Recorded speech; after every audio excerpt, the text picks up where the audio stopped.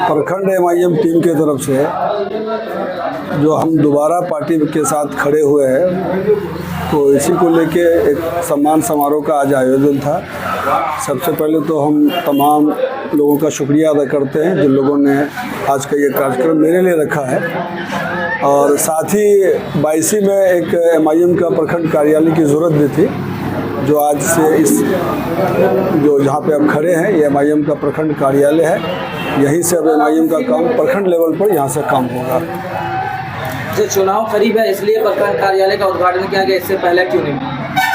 देखिए, जब जब ज़रूरत पड़ी है पार्टी तो कार्यालय पार्टी का रहा ही है, लेकिन चूँकि एक जगह मुस्तकिल तौर पे ज़रूरत समझ में आई तो सब लोगों ने मिलकर इसको तय किया है।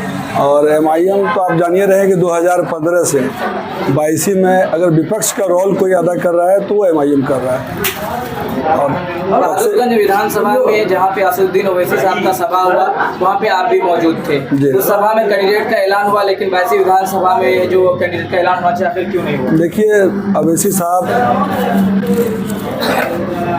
जिस विधानसभा से कैंडिडेट का ऐलान करना होता है, पहले वहाँ पे उनका प्रोग्राम होता है और वहाँ के कार्यकर्ता के साथ उनकी बात होती है, फिर वहाँ पे अनाउंस होता है। यहाँ भी इंशाअल्लाह ताला जब भी प्रोग्राम होगा कैंडिडेट का अनाउंस होगा।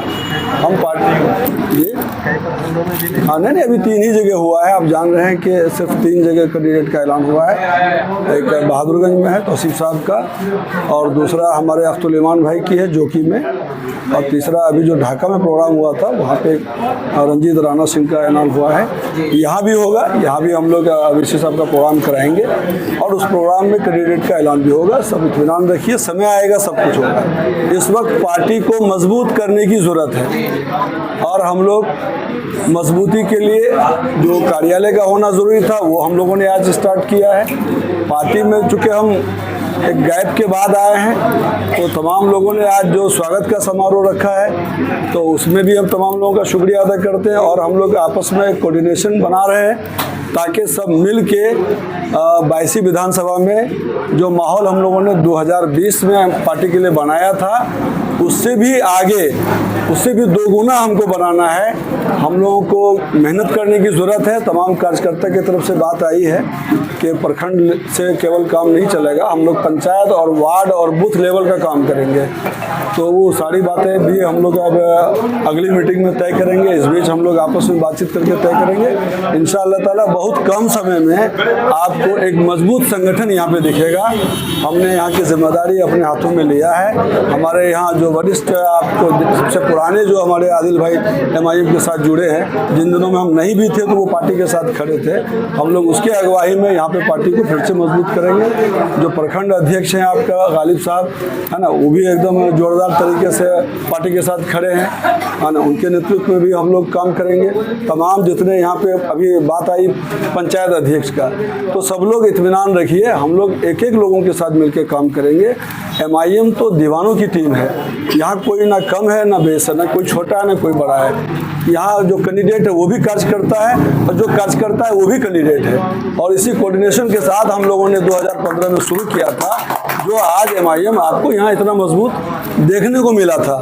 ये बीच के दिनों में कुछ लोग आए जो मलाई खा के साइड हो गए और कार्यकर्ता को छोड़ दिया, कार्यकर्ता को सम्मान नहीं दिया, उनके साथ चला नहीं तो हम लोग तो अब जानिए रहे हैं कि हम लोग सीमांचल की आवाज़ एमआईएम को बनाने का सपना देख के ही हम लोग एमआईएम से जुड़े थे। और आज मीटिंग भी था, इस मीटिंग में क्या कुछ पारित हुआ? देखिए, आज मीटिंग विशेष तौर पे तो ये स्वागत समारोह था, लेकिन जब कार्यकर्ता जमा होता है तो पार्टी के ताल्लुक से बातें भी होती है। उसमें ये बात छन के आई है कि हम लोगों को जन जन कण कण तक पहुँच के फिर से एमआईएम की बात बता के एक संगठन भी बनाना है और लोगों को जागरूक भी करना है। 2020 चुनाव के मौके पर आपने पार्टी छोड़ा, अभी फिर आप 2025 आया, तकरीबन आपने 5 साल लगभग जो है आप दूर रहे पार्टी से। क्या टिकट की वजह से पार्टी में आए? जी देखिए, हम इस पार्टी में जब आए थे उस वक्त इस पार्टी को कोई जानता भी नहीं था सीमांचल में। जब हम उस वक्त पार्टी को कहीं ना कहीं पार्टी का आइडियोलॉजी को पसंद करके आए थे, तो और वो जो आइडियोलॉजी पसंद है उसके खिलाफ कभी हमारा कदम नहीं है। हमने तो विरोध किया था कि सिर्फ जो कैंडिडेट आप चुन रहे हैं वो आपके आइडियोलॉजी के बरक्स है, उल्टा है, आपको नुकसान पहुंचाएगा, ये नाराजगी थी। जब ऐसे लोग चले गए, फिर से पार्टी, हमने समझा कि पार्टी को कहीं ना कहीं मजबूत करने के लिए आना पड़ेगा और हमने अपना कदम बढ़ाया।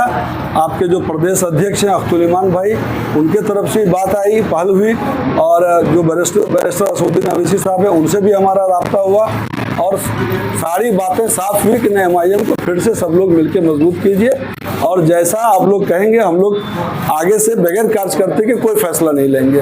ये इस तरह का आश्वासन है और हम हैं कार्यकर्ता के साथ। 2020 चुनाव के मौके पर जब आपने पार्टी छोड़ा, इस वक्त एक वीडियो वायरल हो रहा है जिसमें ये साफ साफ देखा जा रहा है कि कार्यकर्ता के द्वारा जिस झंडे के तरह आज आप शामिल है उस झंडे को पैरों से रौंदा जा रहा है, देखिए को मतलब कि छीड़ा जा रहा है, अलग किया जा रहा है। अभी क्या हम आप फिर से उस वीडियो को दोबारा रिमाइंड करके दिखा दीजिए। अगर झंडा जलाते वक्त हमारा कोई हंसने का अगर वीडियो है, आपके कार्यकर्ता द्वारा बाद में देखिए हजारों लोग रहते हैं जिनको आक्रोश होता है, वो अपने अपने ढंग से आक्रोश जताता है। रही बात हमारा, आप देखे होंगे कि टिकट मेरा कटा था, इसके बावजूद भी अगर एक क्लिप, अगर एक स्टेटमेंट अगर आप दिखा देंगे तो हम समझेंगे कि वो हमसे चूक हुई होगी। हमने ऐसा कोई गलती नहीं किया, कोई चूक नहीं किया, चूंकि हम लोग असदुद्दीन अवैसी को पसंद करते हैं। और अगर सर आपको टिकट नहीं मिलती है तो फिर क्या पार्टी छोड़ देंगे, आप पार्टी ही में रहेंगे? पहली बात ये है कि टिकट नहीं मिलती का कोई सवाल ही नहीं उठता है। पहले आप अपने दिमाग से ये बातें हटा लीजिए। चूंकि जब हम 2025 में दामन थामे हैं तो कहीं न कहीं सभी तरह का हमको आश्वासन मिल चुका है, पहली बात है। दूसरी बात ये कि हम लोग किसी भी कीमत पर इस दफा गलत हाथों में टिकट जाने नहीं देंगे। हमारा कार्यकर्ता भी आपको बता चुका है और हम लोग भी और पार्टी भी इस बात के लिए तैयार है कि आप लोग मेहनत कीजिए। मामला जीत का होना चाहिए, मामला सीमांचल की आवाज़ की होनी चाहिए। आप लोग पार्टी मजबूत कीजिए, पार्टी आप लोगों के साथ खड़ा है, तो इसमें कहीं और नहीं का कोई सवाल नहीं उठता है। इस बार सर आप चुनावी मैदान में पार्टी के हवा की वजह से कार्य करेंगे या फिर कोई मुद्दा होगा? देखिए, पहली बात, जिस वक्त इस पार्टी को हमने यहाँ पे लाया 22 में, तो हमने ये बताया था कि 22 परिवर्तन चाहती है। आप दो ही लोगों को लगातार राजनीति करने का मौका दे रहे हैं, प्रतिनिधित्व करने का मौका दे रहे हैं, लेकिन ये एक बड़ा वक्त आपका लेने के बाद भी आपके विधानसभा के अंदर कोई ऐसा काम नहीं किया है जिससे आपके विधानसभा का कुछ भला होता। आज भी आपके यहाँ नदी कटान का जो समस्या है आपके लिए क्रोनिक बना हुआ है, दर्जनों पंचायत इसके आगोश में है। आज भी आपके यहाँ जो अस्पताल है वो चरमराया हुआ है, लोग प्राइवेट में इलाज कराने पे मजबूर हैं। एक तरफ अस्पताल है, दूसरी तरफ गोरख धंधा चल रहा है इलाज के नाम पे। आज भी आपका जो प्रखंड है, जो आपका थाना है, अंचल है, रो रहा है, भ्रष्टाचार चरम सीमा पर है। प्रतिनिधि लोग कम से कम उसको जाके एक शब्द कहना भी पसंद नहीं करते। तो कहीं ना कहीं 22 विधानसभा 2015 से ही परिवर्तन की आस में है और उस परिवर्तन की बात लेके हम लोग मैदान में आए थे और उसी परिवर्तन की उम्मीद में यहाँ पे एक दीवानों का टोली बना था। जो 2020 में पार्टी परिवर्तन तो हुआ लेकिन कैंडिडेट में चूक हो गई पार्टी से। आपको लगता है कि जो एक बार गलती करेगा बार बार गलती करेगा? उन बातों को, उन सवालों को पीछे छोड़िए। असदुद्दीन अवैसी आज पूरे देश का आइडियल बन चुका है, गैर मुस्लिम भाई भी उसको पसंद करने लगे हैं। हम सब लोगों को असदुद्दीन अवैसी जैसा लीडर की जरूरत है, हम उनके हाथों को मजबूत करने निकले। और यहाँ पे कैंडिडेट घोषित नहीं हुआ है तो कोई डर नहीं। अगर डर होता तो हम आते ही नहीं। हमें कोई डर नहीं है, हम काम करने आए हैं और हम सब मिल के काम करेंगे। बाकी जिनको डर है वो डरे, हमको कोई डर नहीं। आखिरी सवाल, 22 विधानसभा की जनता के लिए क्या मैसेज है? देखिए, दो चीज़ हम कहना चाहेंगे। आप देख रहे हैं कि इस वक्त जो मुल्क के हालात है और जिस तरह से पार्लियामेंट में आपको वकीलों की ज़रूरत है कि आपकी बातों का वकालत करे, तो एक ही शख्स है जो डंके के चोट पे आपकी वकालत कर रहा है।